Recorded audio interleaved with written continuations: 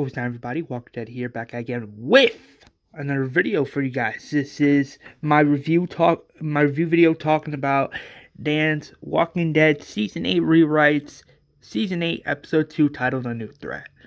This episode, wow, this episode blew me away. This is another really good episode written, really good by Dan, actually, and this episode is really just interesting because the beginning got me. The opening minutes definitely got me. I'm like, wait, is this a flashback or is this is this present day? And then little did I know it was present day, and I didn't realize. But that opening scene definitely got me. That's definitely a positive there. I wasn't expecting that. Like, that definitely caught me off guard. I'm like, wait, is this a flashback, like during the 6-year time jump, or is this present day? And that definitely got me there. That definitely got me.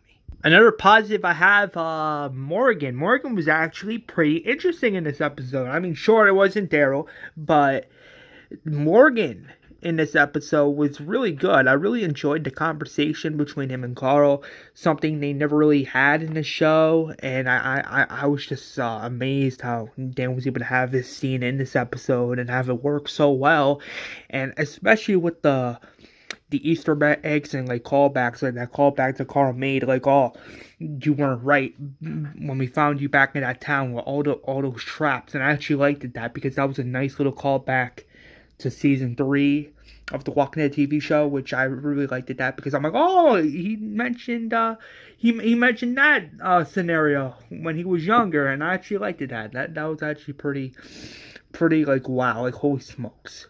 And it's definitely a positive for sure because I'm like, I was blown away. I'm like, wow. Like, I'm not joking. The callbacks and references in this episode, it's just amazing. Like, holy smokes. Another positive I have, Rick. Rick was really good in this episode. The way he was talking to Morgan, it was like, oh, Emil, like, you know, like he was talking to Morgan, and Rick was like, oh, you helped us stop Emil all those years ago. And I actually liked that because that's a little hint of a flashback episode, which I really want to see that eventually, and maybe not in the first half, but maybe in the second half we'll probably get something like that because that'll be just interesting in my opinion. Another positive I have is Ezekiel, Carol, Dwight, Sherry. They're really good in this episode. I'm not gonna lie, they're like really good, and we had the introduction of a mixture of the Outcasts group, like from Fear, but then you also have Highwaymen, so you can probably tell that those two combined, and I actually like that because that's pretty interesting, something they never did in the show, because let's be honest here, Gimple never did that. So for Dan to do it in this version was actually pretty decent and pretty cool and pretty interesting. And the way he introduced Rolly, I'm like, oh, look who it is! I'm like, finally, Dan finally did a crossover, like a Fear crossover into The Walking Dead for once. But only this time you have Rolly there, and I'm like, yes, this is what we needed. This is what I'm talking about. This is what Gimple should have been like. Okay, let's have this character from Fear and have this character appear in the main show. I'm just so happy and glad Dan actually did this, and it just worked real well. The twist, the reactions, it just worked. Like, something about it in this episode, it was just like, holy shit. It was like, I'm like, wow, look at this. Like, just amazing. I have no complaints. I'm like, wow, this is what I'm talking about. This is something that should have been in The Walking Dead. Like in the Walking Dead TV series. Like, this is something that should have been in the show. But I'm just happy that we finally got this in the rewrites universe and Dan's rewrites. So yeah. Another positive I have in this episode is Ozzy. The way Ozzy was introduced, so much like in the show. This is one part of TV material I actually agree with, because I'm just like, yes, finally, we got Ozzy in here. Let's go. I mean, I'm glad Ozzy's in the rewrites. I'm glad he's back, because to be honest with you guys, when he died in the show, I was like, why kill him? But yeah, I'm glad he's back. I can't wait to see what Dan has cooked up for Ozzy. I'm loving his character right now. I just cannot wait to see more of Ozzy.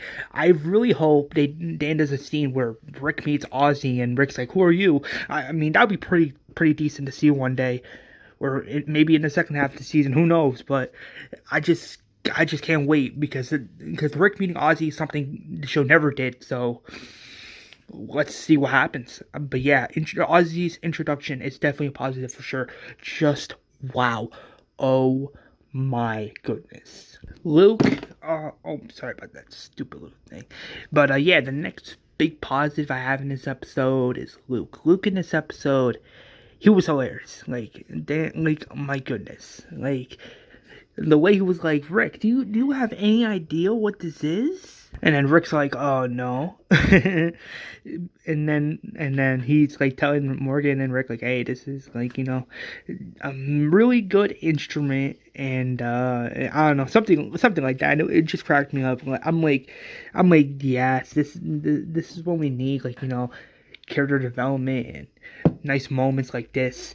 And it just made the episode feel even more better because you got Rick there and you got Morgan there, and Luke's like telling these two look at my thing. This is my Stradivarius violin, and I don't know, something about that scene, it just got me. The humor, the character development, that's definitely a positive for sure, because it's like, wow. Luke, out of those I said, I really liked it from Magna's group. Magna being number 1, Luke being number 2, Yumiko being number 3, and then Connie is number 4, and then Kelly's on the bottom, which is number 5, but it's not really that big of a deal. But yeah, there's that. But yeah, I just can't wait to see more from Luke, and I just can't wait to see more from Rick and all these other characters. Another positive I had was Rick. He was like, I like how he was telling Madness Group like, hey, like Morgan, he was the first person I met.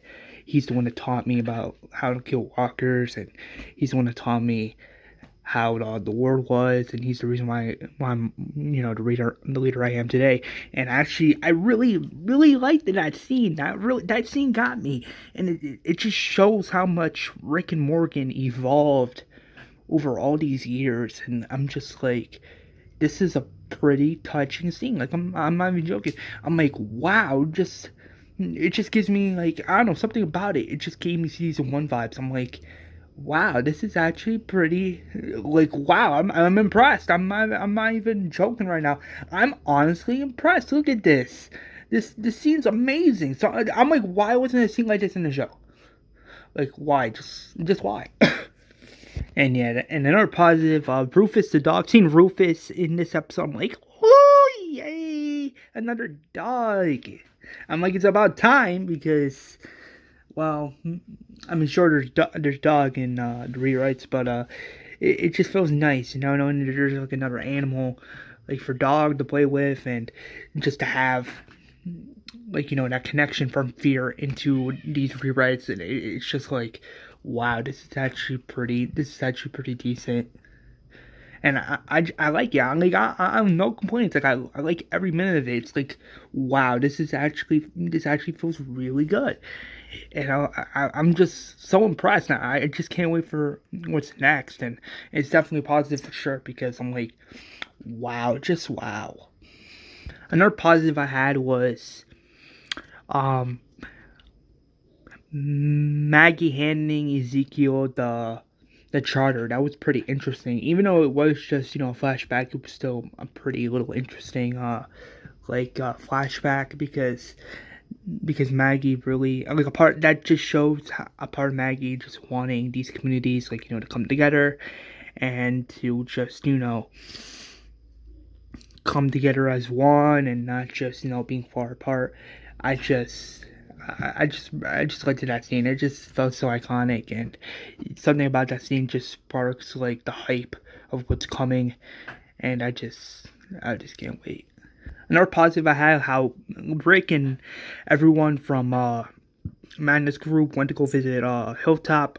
Enid was actually pretty decent in this episode, even though she was there for just a little bit. I was just like, I'm like, this. I don't know. It feels nice because I don't know because the people from Alexandria never met with the people in Hilltop in so long, and it just feels right. It feels nice, and it really fits the scene. Like wow,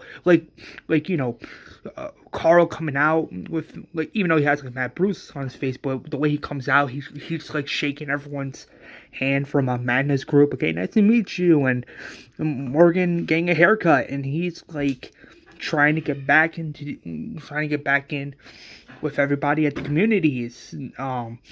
Carl reuniting with Enid and the way he missed his girlfriend and the way he wanted to kiss her, but couldn't because Enid's like, well, we shouldn't because Breck and Michonne are here, and that was actually pretty funny because I'm like that's something Enid would say, and I actually really enjoyed that scene. I really did. Like it really sparks like everyone coming the foreshadow of everyone eventually coming back together.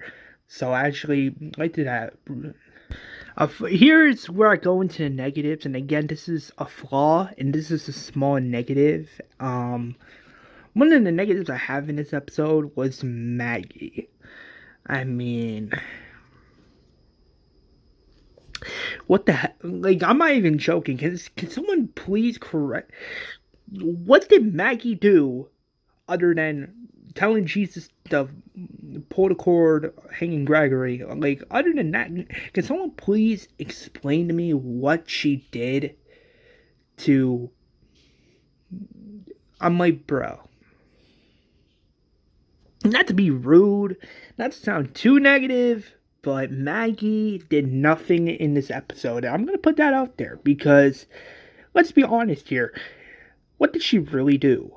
Other than going down to talk to Earl. Literally, what did she do? Nothing. She didn't kill any walkers. She wasn't talking to all of her people saying, oh, this won't happen again. No, it just shows how little and how terrible of a leader Maggie is being right now. Because even while Earl was talking with Maggie in the cell, when Earl was asking the question to Maggie, why did you hate Gregory and not me? And then Maggie, out of nowhere, just says, you think I made a mistake? Earl, I mean, of course, Earl's going to be honest here and say no. But then Maggie has to go ahead and say, good, don't make me regret it. So, something like that. And I'm like, it was something along those lines there, if I'm not mistaken. And I'm like, Maggie, just calm down. I mean, he made a mistake. The man... Sure, he was drunk, and sure, he tried to kill you and Glenn, but you have to understand here that this man made the mistake, and anybody being drunk can make anybody go cuckoo for Cocoa Puffs, because that's true. Especially when she had a father who did the exact same thing Earl did, where he drunk and got depressed and always been feeling down and always felt like this world...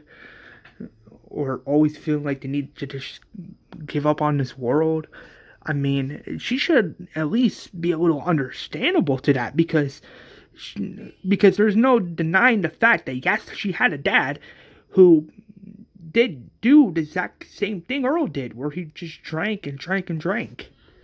So the fact that Maggie was just being a little rude and just like, nasty to Earl in that scene, I'm like, Maggie, at this point, just shut up. No one cares. No one cares about what you think. No one cares what you have to say. Keep your honest opinions to yourself.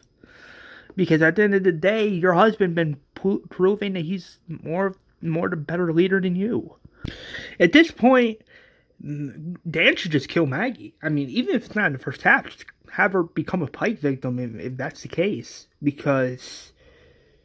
let's be a little fair here. What has she done so far in this season to make people and fans be like, okay, Maggie, well done. You actually did something for once in this whole thing. You've been supposedly the leader of this whole show.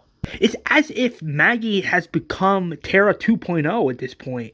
It's like this version of Maggie has officially became Terra 2.0, and that's just like, I don't know. It's just a little like, I'm not trying to say it's terrible. I'm just voicing my honest opinion and the flaw. It's just a little bad. Like, what? Yeah, unfortunately, I can definitely see Maggie becoming like, a Pike victim for sure, but that's another video. Uh, I just don't see her. I just don't see what Dan is doing with her character at this point. I just don't see what her other story is left to be told for this character. I really don't. If anything, Glenn has more story to tell in the rewrites than Maggie. So just have Maggie just die.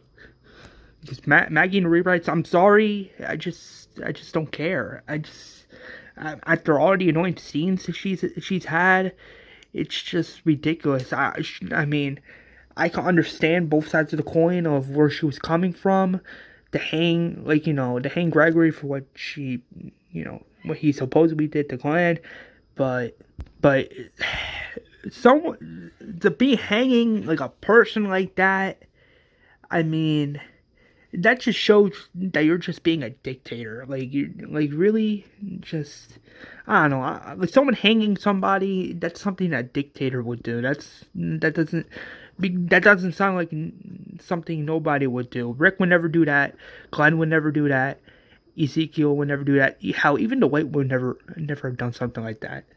So those who are defending Maggie, I can understand because of what Gregory did, like seduce Earl to try to kill Glenn and Maggie. Like, I understand that part of the coin, but when it comes down to a leader like Maggie who's doing like hanging people in front of, like, say, kids, in front of basically everybody, and I'm like, wait, at least be smart here. I mean, I'm like, okay, you got kids in the community, so you're gonna not, I don't know.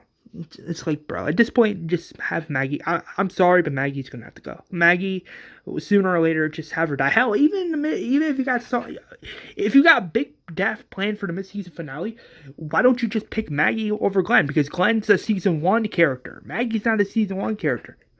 So yeah, and how you got Glenn, who's a part of the Atlanta 5 in the rewrites. Because in the rewrites, I kid you not, there's Carl, Rick, Carol, Daryl, and Glenn, the Atlanta 5.